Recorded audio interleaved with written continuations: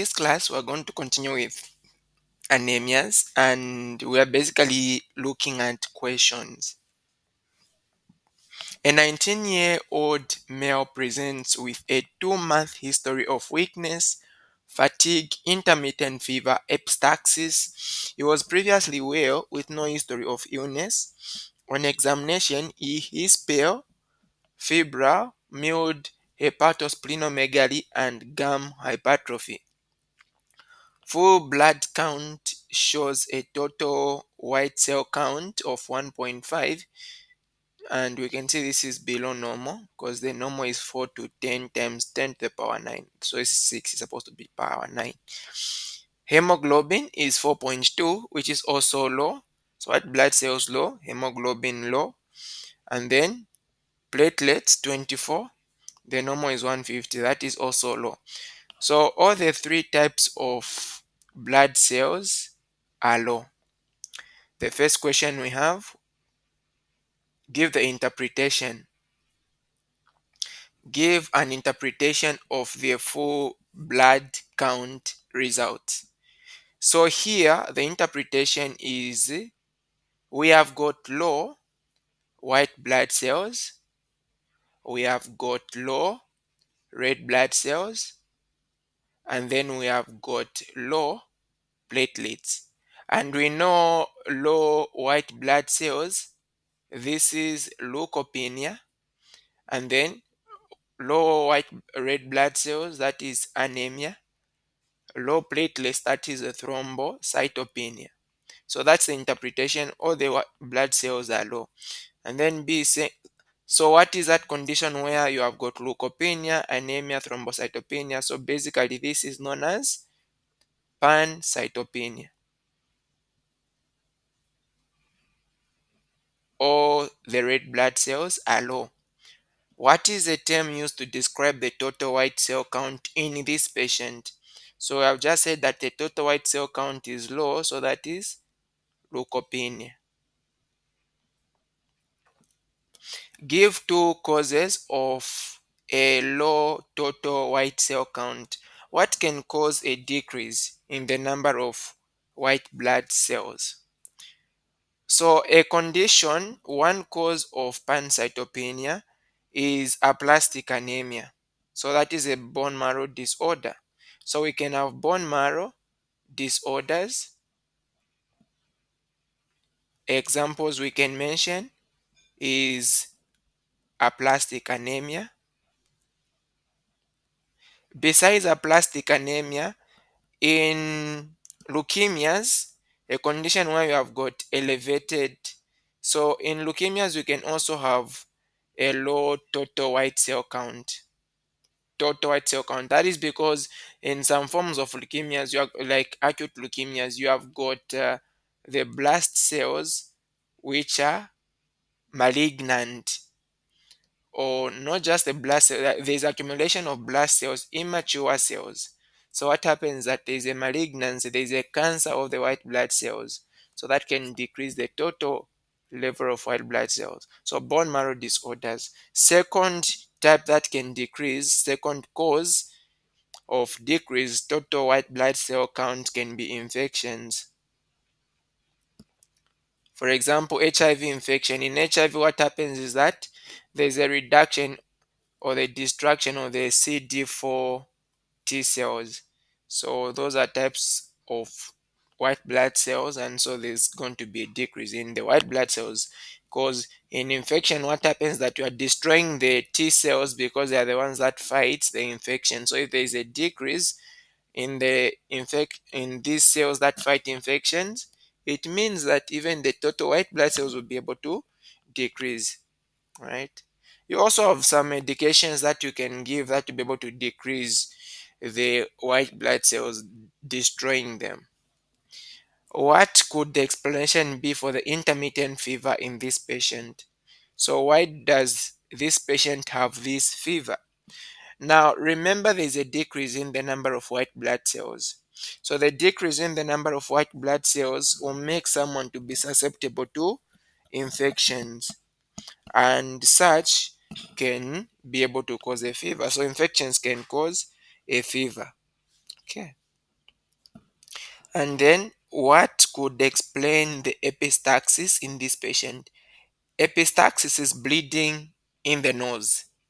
So what happens is that because thrombocyte there is thrombocytopenia, there is a decrease in the platelet count. What happens is platelets are important in blood clotting. So if they are decreased, you are prone to bleeding. That's why the epistaxis. Why? Because of thrombocytopenia. Question number 2, second question. Discuss the anemias under the following headings. In each case, give appropriate examples, the definition, and the etiological classification. Now, definition of anemia is easy. You can just use two terms. There's a decrease of hemoglobin concentration, or there's a decrease in the total number of red blood cells. So that is what we call anemia. Now, anemia can be classified into a lot of ways. You can look at the cause, you can look at the size of the red blood cells, you can look at the rate of the destruction, you can look at cofactors that have decreased. So, specifically for this question, you want to look at the etiological classification of anemias. Etiology is the cause. So, for the etiology, number one, that can cause an the cause of anemia can be there's an increase in the loss of blood.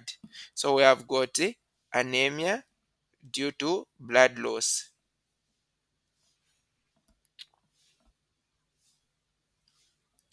So that is number one, anemia due to blood loss.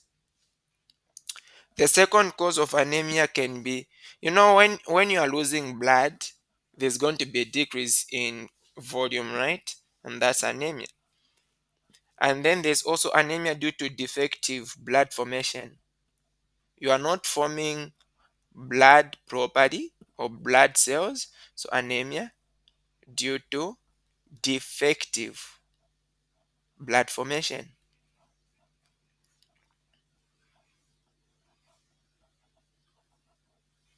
And then the last type of etiological classification is anemia due to increased destruction. So there's increased destruction of red blood cells. So we can just say something about each one of these. When you look at the anemia due to blood loss, the blood loss that happens can happen suddenly or over a long period of time. So the meaning of that is that it can be either acute or chronic. Chronic is happening over a long period of time. Acute is just there and then. Now for the acute blood loss, which is a sudden blood loss, and the chronic, the causes can either be external or internal for both of them. External or internal. Same way with this one, it can either be external or internal. So when you look at acute, you are losing blood just there and then. External causes can be, let's say for example, there is trauma. And this trauma, maybe there is a road traffic accident, or someone was in surgery and then the procedure, some problem happened, maybe an artery was cut, and so there is that blood loss. That is external, it's from the outside. And then internal causes can be maybe because you have got an ulcer in the GIT, so GI ulceration, and this makes you to start losing blood. When it comes to chronic anemia, with the cause being external or internal, again, external cause for chronic. So for chronic conditions, something that is from the outside that can cause blood loss can be, let's say for example, hemophilia, which is a blood disorder in which blood is not able to clot, and so end up just losing blood like that.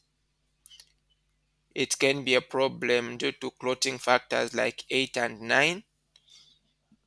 And then internal causes for chronic is happening over a long period of time. It can also be a GI ulceration, but not that something that is acute, but a chronic GI ulcer or specifically gastric ulcer, we can say. So it has been there. So over a long period of time, you've been losing blood. So that's how we can classify anemias due to blood loss. And then anemia due to defective blood formation. When you are forming blood cells, there are some things that you need to be able to form blood cells. For example, number one, you need nutrients. So therefore, if there is any reduction in these nutrients that are needed to be able to form blood, you'll be forming blood cells that are defective. Besides the nutrients, you also need the place where red blood cells are formed to be well functional. What do we mean? You need the bone marrow to be well functional. So if there is a bone marrow disturbance or interference, maybe there is aplasia or hypoplasia, a reduction in the function of the red blood cells, that can as well affect the way the red blood cells are going to be formed. So nutritional anemias, we can classify them into iron deficiency anemias. And iron deficiency, maybe you are not taking enough, or maybe you are losing blood, chronic blood loss. Like when you have got chronic infections, or someone that is on their periods, they are losing blood, so they are going to be losing also iron. Iron deficiency anemia normally causes microcytic anemia. The blood cells are going to be small. And then you have got folic acid, so folate deficiency and vitamin B12 deficiency. These two again can be maybe because someone is a vegetarian, they don't, because these are normally found in the liver of animals. So if you don't eat animal products, you might not get that iron if you are just on veggies alone. I mean the vitamin B12 and the folate.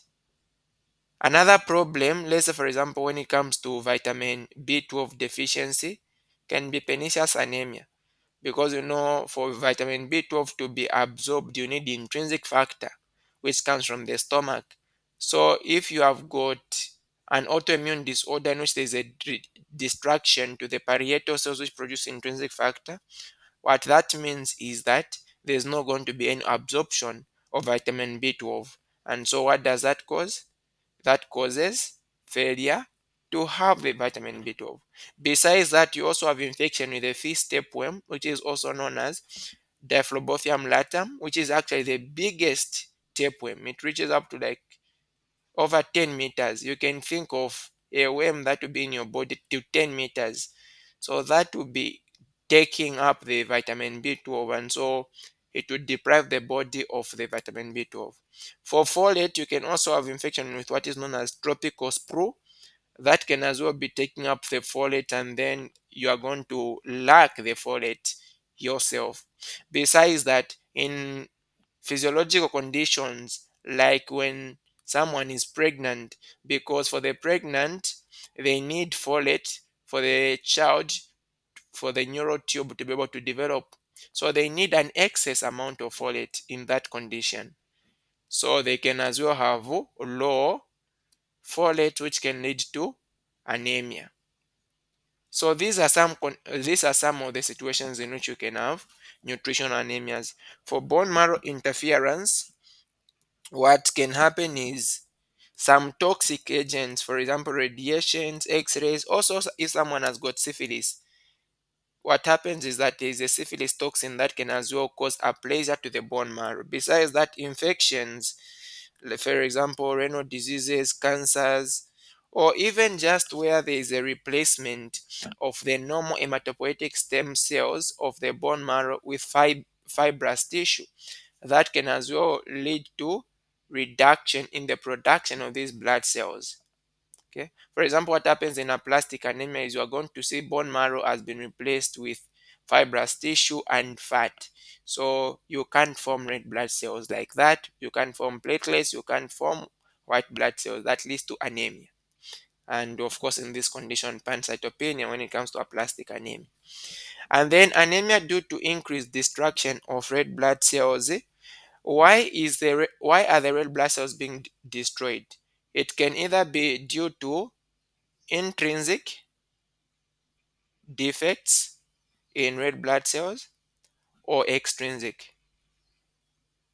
So intrinsic is something that we have naturally like that, and that can produce intravascular hemolysis, the destruction of the red blood cells within the blood vessels.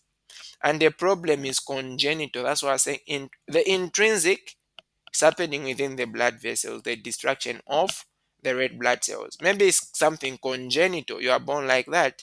Say, for example, someone who is just born with red blood cells that are not biconcave, instead they are oval. So we call it ovalocytosis, or maybe spherocytosis, or even erythrocytosis, or sickle cell.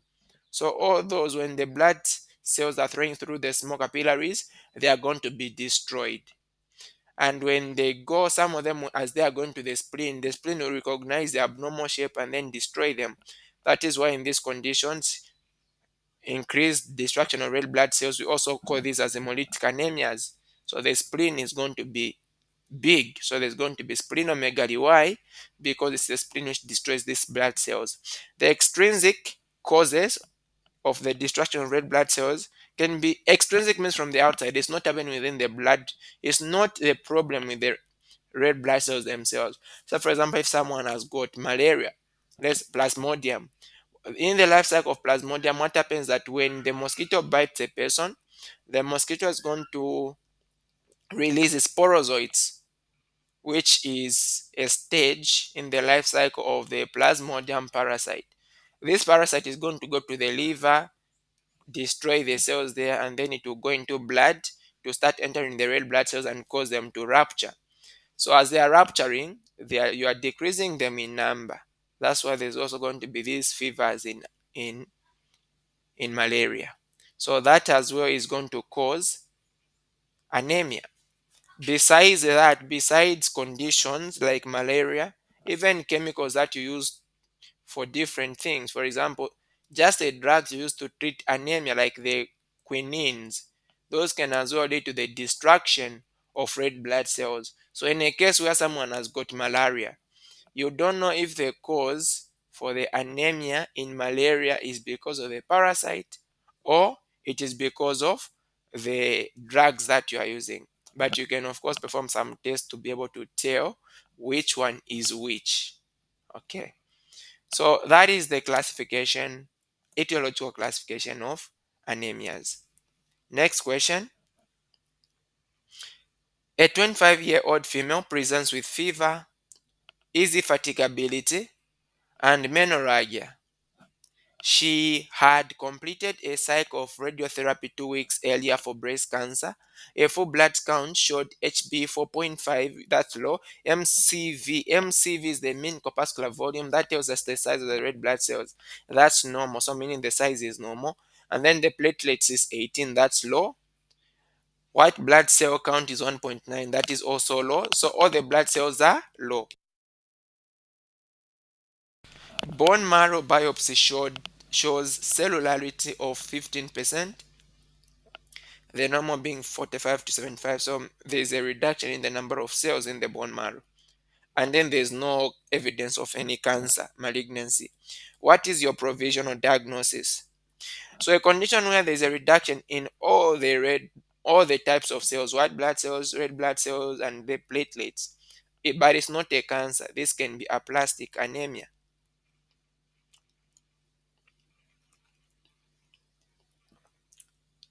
In aplastic anemia, there is a reduction in all these types of cells. Aplastic anemia can either be hereditary, like you get it, you inherit it, or it's acquired. So for this one to be specific, this one is going to be acquired. Why are we saying acquired? It's because this person underwent radiotherapy. So radiotherapy can actually get to destroy the hematopoietic stem cells. So when there's a reduction in the hematopoietic stem cells, the cells cannot differentiate to form the different types of blood cells that you need to have. So you have anemia, aplastic anemia. So this one is acquired. What is the contributing factor in this case? We've said there is a radiotherapy, and that's the one that is causing the problem. Based on your answer in 3, so in C basically, can this situation be reversed? Aplastic anemia can either be reversed or not reversed, but this one can be reversed if you, when you withdraw this drug, right? So she had completed the cycle of radiotherapy 2 weeks earlier. So 2 weeks earlier. So when this radiotherapy, after some bit of time, right? After some bit of time, because this was just 2 weeks, there is going to be a restoration of the bone marrow, and then there's going to be no more synthesis of red blood cells. So this condition can be reversed when you have stopped the radiotherapy, and with time, the bone marrow can restore. Give one possible explanation for the fever. So fever can be because of infection. Remember, the all the types of blood cells have reduced. So a reduction in the number of white blood cells will make the person to be susceptible to infections, and so that decreases the ability to be able to fight them, and so that causes what? And the fever. So that is it for this question. A 69-year-old previously healthy female has been feeling increasingly tired and weak for several months. She is found to be anemic with a hemoglobin of 8. So you can see hemoglobin is low. She has a history of peptic ulcer disease. Remember what we said, peptic ulcer disease can cause blood loss, isn't it? And that causes anemia. With occasional hematesis, vomiting blood, and melena. This is where also removing blood from stool. The MCV is 65. In other words, the size 65 is low, so the size of the red blood cells are small. MCH is 19, that's also low. Mean corpuscular hemoglobin. This one tells us the color, so meaning that is a pale color. So this will be hypochromic. Hy- so there is a, because of the small size, that's microcytic. Because of the low hemoglobin, that's micro. Hypochromic, there is a pale color. The peripheral smear shows small pale erythrocytes with occasional pencil cells, elliptocytes, teardrop, and target cells. So this description for pencil cells, teardrop cells, the target cells, this is actually describing to us. Okay, we are going to, we can use the questions to be able to look at that so that we don't run ahead. How would you classify the anemia that this patient has? So we have just said this is microcytic hypochromic. And this type of anemia is because of iron deficiency. Actually, iron deficiency anemia is what causes these pencil cells, the teardrop, target cells. Not only it, of course, even others. What is the underlying cause in this patient? So what do we think is a cause? We've said uh, iron deficiency is what causes this microcytic hypochromic. What parameters have you used to come up with this conclusion? So when you look at MCV, MCV tells us that there is a small size, that is microcytic. And then when you look at MCH, mean corpuscular hemoglobin, it's low, it means that hemoglobin is reduced. And hemoglobin is what is responsible for the color of the red blood cells. So if it is low, the red blood cells are going to be pale, that is hypochromic. And then when we see, so this is what has helped us to be able to tell. What is the differential diagnosis for this type of anemia? So what are the differentials besides the iron deficiency? Okay. Yeah, besides the iron deficiency, what are other differentials? So the first differential we've said is iron deficiency. So what other anemias can cause a small size and a pale color? Thalassemias can as well do that. Sideroblastic anemia, where you can't utilize the iron. Also anemia due to chronic disease, anemia due to chronic blood loss. So those can all cause small sizes of red blood cells. How would you confirm the diagnosis? So to confirm the diagnosis, you can look at ferritin, in blood. Now, ferritin is the storage form of iron. It's going to be reduced in this form of anemia. You actually also look at just serum iron is also going to be reduced. You can also look at the reticulocyte count.